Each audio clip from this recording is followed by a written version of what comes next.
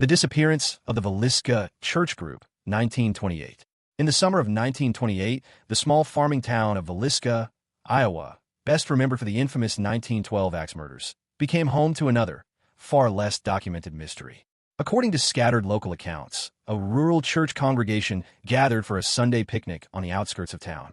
Sometime in the late afternoon, a caravan of cars departed together, supposedly heading back toward the church. They never arrived. Not a single member of the group, men, women, or children, was seen in Villisca again. Few hard records exist, and what does remain is frustratingly inconsistent. Some say the church's membership rolls simply list their names as departed. Others insist newspaper clippings from the time mention a tragic accident without giving details. There were no formal police statements and, curiously, no documented search efforts for dozens of missing townsfolk, an absence that fuels theories of cover-ups or fabricated memory. Potential explanations range from the mundane to the macabre. Some suggest the group moved en masse to another county due to economic hardship. Others believe they may have been caught in a flash flood, a traffic disaster, or even a violent crime wiped clean from official record. More sensational versions imagine secret societies, itinerant cult movements, or deliberate disappearance to escape debts and scandal.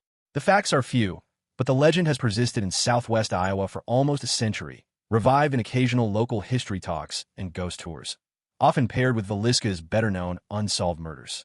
Whether it was an exaggeration built from smaller, unrelated vanishings or a genuine mass disappearance erased from formal history, the case lingers as one of the Midwest's strangest cold shadows, a story where the people are gone, and even the paper trail seems to have vanished with them. The disappearance of the Anjikuni village, 1930. In the frozen expanse of Canada's Nunavut territory, the winter of 1930 brought a mystery as stark as the Arctic sky. Fur trapper Joe LaBelle was traveling along the icy shores of Lake Anjikuni when he decided to stop at a small Inuit settlement he knew well, a place where he'd often traded goods and shared meals. What he found was silence. No human voices, no smoke curling from snow-covered huts. Inside, possessions lay scattered, rifles propped against walls, meals mid-preparation as if someone had just stepped out for a moment. Outside, he found the settlement's sled dogs lying dead, still tethered, apparently starved despite stored food being nearby. Even more unsettling, a nearby burial ground showed signs of disturbance. Some graves appeared open, with no clear reason. LaBelle reported his discovery to the Royal Canadian Mounted Police, who investigated, but their records and conclusions are murky. Some later accounts suggested an entire group of several dozen Inuit had simply vanished without leaving tracks in the snow, something nearly impossible in the Arctic. Explanations remain as cold as the tundra.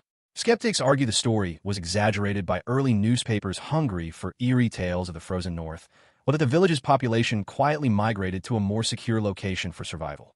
Others lean into the more chilling theories. Disease sweeping through, leading survivors to flee in haste, violent attack from rival groups, or stranger still, supernatural interpretations tied to Inuit oral traditions about spirits who take people from the land. Whether a tall tale, distorted by retelling, or a genuine case of mass disappearance, the Anjikuni story has persisted through decades of campfire whispers and fringe documentaries.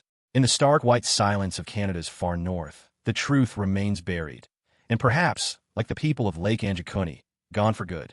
The crew of the MV Gita, 1955. On October 3, 1955, the trading and passenger vessel MV Gita set sail from Samoa bound for the Tokelau Islands. It carried 25 people, crew, passengers, and a modest cargo of medical supplies, timber, and food. 5 weeks later, she was found drifting in the South Pacific, nearly 1,000 kilometers off course. The ghost ship was partially flooded but still seaworthy, her diesel engine silent. All 25 people were gone. Personal belongings, documents, and much of the cargo remained untouched. The radio was tuned to the distress frequency, yet the antenna wire had been cut. All 3 lifeboats were missing. Closer inspection revealed strange details. A doctor's kit was open, with bloody bandages inside, hinting at injury mid-voyage. Charts and navigation logbooks had vanished. Food supplies were abundant, ruling out starvation. And while the hull had a minor leak, naval examiners concluded her buoyant cork-line design made her practically unsinkable. As for the missing people, theories abound. Some suspect the captain, fearing the flooding would worsen, ordered everyone in lifeboats, only for them to be lost to the ocean. Others suggest piracy, pointing to missing cargo, though nothing of major value appeared to have been taken. Conspiracy whispers range from covert government interference to black market dealings gone wrong. No bodies or lifeboats were ever found. The Joyita herself was repaired and returned to service, but she carried the nickname that stuck from that day forward, the Death Ship, along with one of the Pacific's most enduring maritime mysteries. In the empty expanse between these islands, the ocean doesn't always give back its secrets. The vanished battalion of Gallipoli, 1915. In the chaos of World War I, the Gallipoli campaign was already one of the most brutal fronts. But among its many stories, one stands out for its strangeness. On August 21, 1915, during the Battle of Suvla Bay, the British Army's 1/5th Battalion of the Norfolk Regiment, more than 200 men, was ordered to advance toward Turkish positions on a low ridge. From the vantage point of New Zealand soldiers nearby, a strange bank of mist hung over the slope ahead. The Norfolks marched directly into it, column after column disappearing into the white veil. The mist slowly lifted, and the ridge was bare. Not a single man was seen again. The official military account claimed most of the battalion was killed, their bodies lying scattered and uncollected in no man's land. But complicating the story, only 1/3 of the bodies were ever recovered. Years later, and many were found far beyond the ridge, in an area not consistent with their last known position. Veterans who witnessed the event swore the fog was unlike any natural formation, drifting low and moving against the wind. This has fed theories ranging from sudden enemy capture to mass slaughter concealed by battlefield chaos, to stranger notions of unnatural disappearance. Modern historians often temper the tale, suggesting confused wartime memories and exaggerated retellings turned a tragic, disorganized advance into a legend. Yet the surviving eyewitness statements remain unsettling. In the Gallipoli archives, the vanished battalion is officially accounted for, but in the lore of war, it's remembered as an eerie moment when men marched into the mist and simply never came out. The Beaumont Children, 1966. On January 26, 1966, Australia Day, Glenelg Beach in Adelaide was a scene of sunshine, crowds, and celebration. Among the thousands enjoying the holiday were the Beaumont siblings, Jane, age 9, Arna, age 7, and Grant, age 4. Around 10 a.m., their mother, Nancy, let them take a short bus ride to the beach on their own, something considered safe at the time. They were seen playing in the surf, later buying pastries from a nearby kiosk, and at least one witness claimed they were in the company of a tall, lean man with light hair. By early afternoon, they had vanished. They never returned home. The police response was immediate and massive: ground searches, aerial sweeps, and a nationwide media campaign. False sightings poured in from across the country. Investigators pursued hundreds of leads, from theories of accidental drowning to abduction by a known predator to organized child trafficking rings. Despite decades of investigation, no trace of the children, no remains, no belongings has ever been found. The case changed how Australia thought about child safety. Parents became far more cautious about giving children unsupervised freedom in public spaces. Over time, suspects emerged, including notorious figures already serving prison sentences for other crimes. Yet without clear physical evidence, no one was ever charged. Even today, new tip-offs occasionally reach police, but each ends in the same way, with no resolution. The Beaumont case remains one of Australia's most enduring mysteries, a sunny holiday turned into a national nightmare, and a reminder that even in plain daylight, entire lives can vanish without a sound. The disappearance of the Frederick Valentich Flight, 1978. On the evening of October 21, 1978, 20-year-old pilot Frederick Valentich departed Moorabbin Airport near Melbourne, Australia. His mission was a routine, 125-mile training flight over Bay Strait to King Island. Weather conditions were clear, and Valentich was an experienced flyer for his age. About 40 minutes into the journey, he radioed Melbourne Air Traffic Control with an unusual report. A large metallic craft was hovering above his Cessna 182. He described it as shiny, with a green light, moving at high speed, and playing some sort of game with him. Controllers asked him to clarify, but his voice grew tense. He said the unknown craft wasn't an aircraft at all. Moments later, Valentich reported engine trouble. The last transmission captured a series of strange metallic scraping noises. Then silence. Radar contact was lost. An intensive search by air and sea lasted several days. No wreckage was found, no distress beacon located, and no trace of Valentich or his plane ever surfaced. Investigators explored multiple explanations: spatial disorientation, a crash into the sea, deliberate hoax, even the improbable, a mid-air encounter with an unidentified flying object. Valentich had an interest in UFOs, which fueled skeptics' doubts, but the audio recording of his final transmission, still eerie today, keeps the case steeped in mystery. Decades later, the disappearance is still debated. Was it a tragic accident, an elaborate fabrication, or one of the few times a pilot truly vanished after reporting contact with something unknown? Over Bay Strait, on a clear October night, Frederick Valentich, and whatever shadow followed him, slipped permanently from sight. The Sodder children, 1945. On Christmas Eve, 1945, in the small town of Fayetteville, West Virginia, the Sodder family home caught fire just after midnight. George and Jenny Sodder escaped with 4 of their 9 children. 5 others, Maurice, Martha, Louis, Jenny, and Betty, aged between 5 and 14, were trapped upstairs. Within 45 minutes, the house collapsed into smoldering ruins. Yet when the rubble cooled, searchers found no human remains.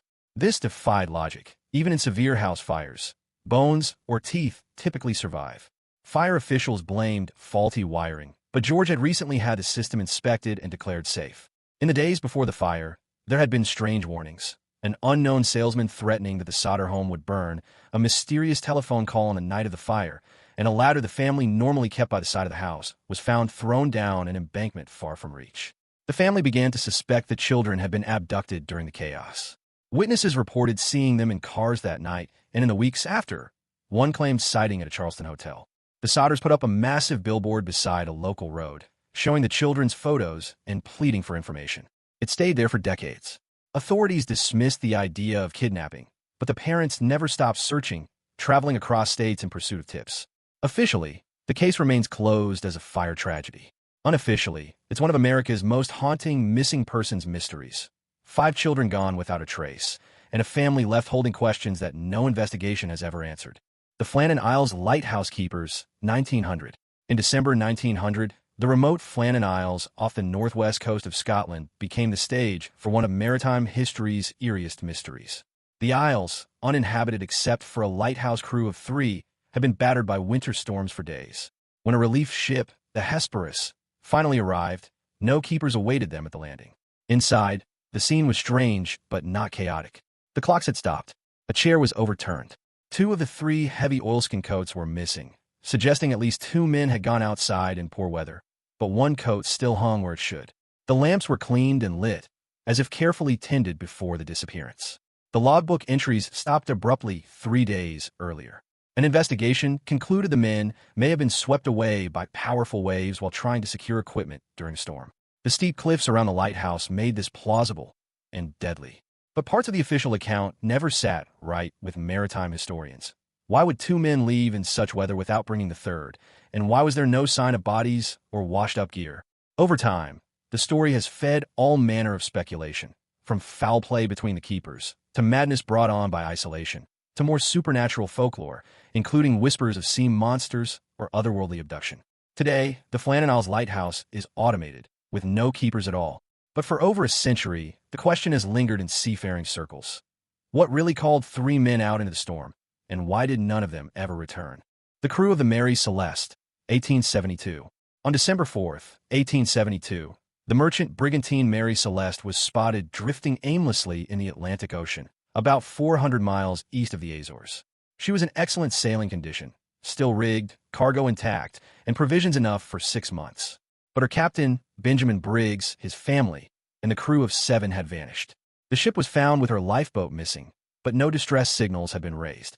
The cabins were tidy, valuables untouched, and a half-finished breakfast sat on the table. The only oddities were a few feet of water in the hold and a disassembled pump. Navigation logs stopped abruptly 10 days earlier. Investigators puzzled over her fate. There was no sign of mutiny, piracy, or severe weather. One theory suggested the crew feared the cargo, a volatile load of industrial alcohol, was leaking, prompting an evacuation. If so, they may have taken to the lifeboat, expecting to return, only to perish in open seas. Others suspected foul play, though there was no evidence of struggle. Sensational theories over the years have spiraled from sea monsters to UFOs, but none hold more weight than the simple, yet tragic, possibility of a panicked abandonment gone wrong. The Mary Celeste was repaired and continued sailing for years afterward, but her name became forever synonymous with ghost ship. The unanswered question remains: what could compel a captain and crew to leave a sound well-provisioned vessel in the middle of the ocean, never to be seen again. The disappearance of the USS Cyclops, 1918. In March 1918, during the final year of World War I, the U.S. Navy collier USS Cyclops, a massive coal transport ship over 540 feet long, was making a routine voyage from Barbados to Baltimore. She carried over 300 men, thousands of tons of manganese ore, and a reputation as one of the Navy's workhorses. She never arrived. No distress call was ever sent, no debris or oil slick was found, and no clue to her fate has surfaced in more than a century. Her disappearance is the single largest non-combat loss of life in U.S. Navy history. What makes the Cyclops case even stranger is her location when she vanished. A stretch of the Atlantic later dubbed the Bermuda Triangle, infamous for unexplained vanishings. Some suspect she sank in a violent storm. The ship was overloaded and had a history of engine trouble, yet the weather was reported moderate on her last known day. Others point to possible structural failure, sabotage, or even capture by enemy forces, though no solid evidence supports these ideas. Adding to the intrigue, her captain, George Worley, was reportedly disliked by his crew and accused of erratic behavior. Some modern historians believe internal conflict and poor decision-making may have played a role. The U.S. Navy's official conclusion is simple. The Cyclops went down with all hands for unknown causes. But its legend, amplified by the mystique of the Bermuda Triangle, endures. In the Atlantic expanse between Barbados and Baltimore, the ocean kept her secrets and still does. The Lost Colony of Roanoke, 1587. In 1587, more than a century before the United States existed, over 100 English settlers, men, women, and children, established one of England's first attempts at a permanent colony in the New World on Roanoke Island, off the coast of what is now North Carolina. Governor John White soon sailed back to England for supplies, planning to return in a few months. But war with Spain delayed him for 3 long years. When White finally returned in 1590, Roanoke was deserted. The wooden fort stood empty, overgrown by brush. There were no signs of battle or mass burial. Only a single clue carved into a fence post, Crowtone, the name of a nearby island home to a friendly indigenous tribe. White searched the surrounding area, but found no settlers, no boats, and no human remains. His theory was that they had relocated to Crowtone Island, known today as Hatteras Island. Storms forced him to abandon the search before confirming it. Over the centuries, theories flourished. The colonists were absorbed into local tribes. They attempted to sail back to England and were lost at sea. They perished from famine or disease in the wilderness, or they met a violent end at the hands of hostile groups. All lacked definitive evidence. Modern archaeological digs have uncovered artifacts hinting at some English presence on Hatteras Island and inland, but nothing proves the fate of all 100+. For historians, the lost colony is more than a mystery.